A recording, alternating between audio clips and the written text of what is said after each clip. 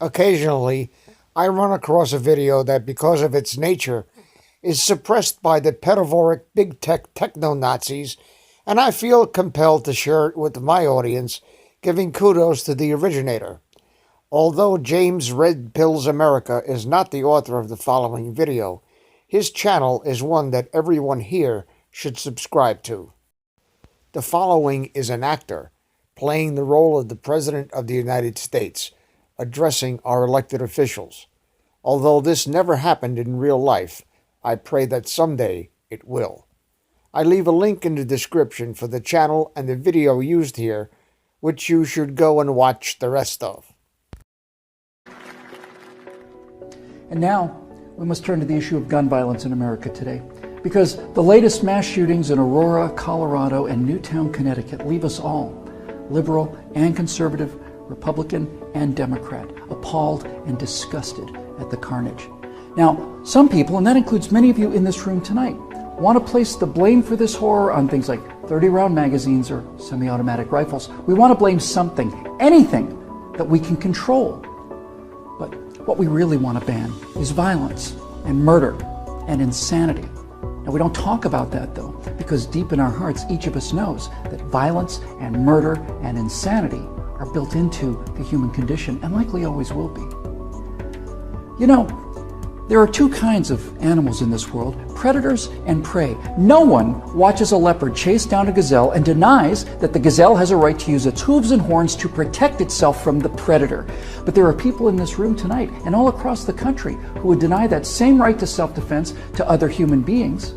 Such people seem to think that the way to stop the leopard is to cut the horns off of the gazelle, that by somehow making it easier for the predator will simply go away. My friends, this is insane. When you make it easier for the predator, you get more predators. So let's start with the so-called assault weapons, more properly known as semi-automatic rifles. In 2011, the total firearm murders came to 8,583, according to the FBI. Now, during that time, the total murders committed by rifles, all rifles, not just semi-automatic rifles, were 323. That's 3% of all murders. Hammers and clubs kill half again as many people as rifles. Hands and feet murder twice as many. And knives kill 5 times more Americans than all rifles combined. Preventable medical errors kill about 98,000 people per year. Medical malpractice kills more than 12 times as many people as are murdered in the U.S.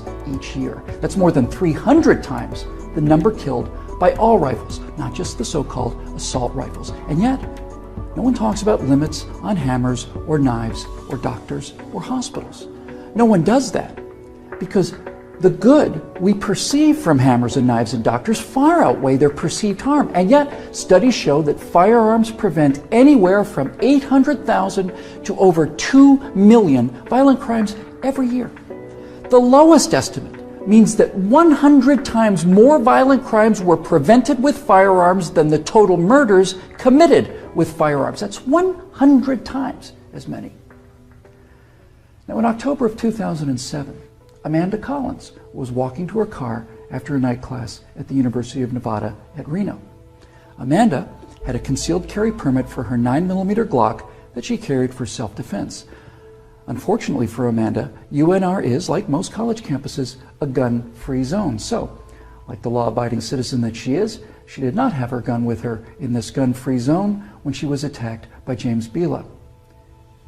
Bila raped her on the UNR campus less than 300 yards from the campus police office. He then walked away, and a few months later, this human predator went on to murder 19-year-old Breonna Dennison. Amanda Collins went on to say, quote, "I know, having been the first victim, that Breonna Dennison would still be alive had I been able to defend myself that night," unquote.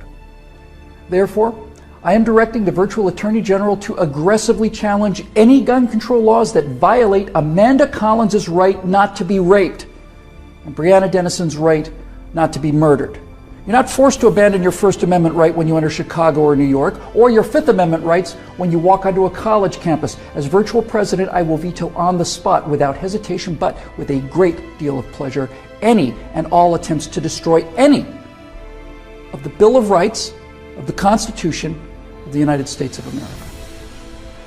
Because when it's all said and done, the Second Amendment to the Constitution is not there to protect us against criminals and the people calling for gun control know this. That's why they want gun control instead of crime control. That's why they want laws that, at the stroke of a pen, turn law-abiding citizens into criminals.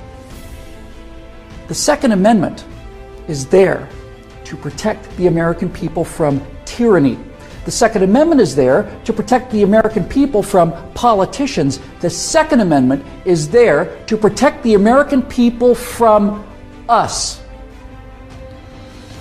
Now, some politicians claim America deserves a vote on this issue. Okay, let's have a vote. Those of you advocating infringement on the right of the people to keep and bear arms need to go to the American people with the 28th Amendment, which would simply read, the Second Amendment to the Constitution is hereby repealed. That would, for the first time, give you the legal authority to do what you have been doing and what you are trying to do now in direct violation of your oath of office to defend the entire Constitution of the United States, not just the parts you happen to approve of. So go ahead, go to the American people and tell them that ultimate power is no longer to be vested in the people who can't be trusted with that power according to you. Tell them only the government can have that power now. You go out there and try to convince the people of the 38 states that you're going to need to get that amendment passed to agree with your opinion of them versus their opinion of you. I dare you. 12 million unarmed men, women, and children were unable to resist being murdered by their own National Socialist government in Germany. Perhaps 50 million unarmed men, women, and children were murdered by their own Union of Soviet Socialist Republics. 50 million Chinese murdered by their own government under Mao, who also disarmed his people. And in Cuba, and in Vietnam, and in the killing fields of Cambodia. Now you say that can't happen here? You say we're protected? By what? By the Constitution that you're in the process of destroying? You are in violation of your oaths of office by so much as introducing this legislation, let alone passing it. My fellow Americans, the previous inhabitants of this chamber watched as 100 million people were murdered after being disarmed by their own governments. Every single one of those men, women, and children were as real and precious and irreplaceable as the children at Newtown.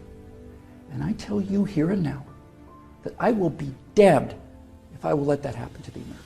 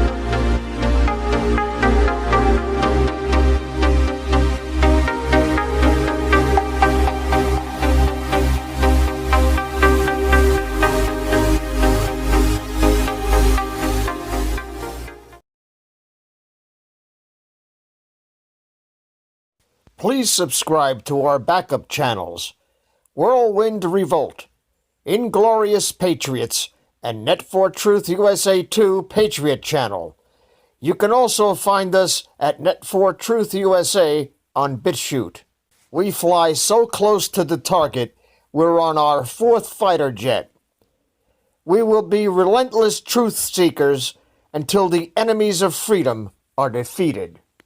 You can support this channel by using the links in the description, but for a $100 donation, I will personally send you a autographed hardcover special edition copy of Land of Childhood's Fears.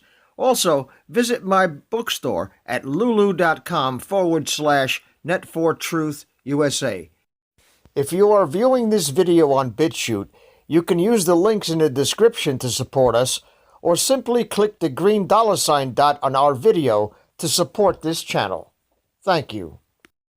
Links are in the description section.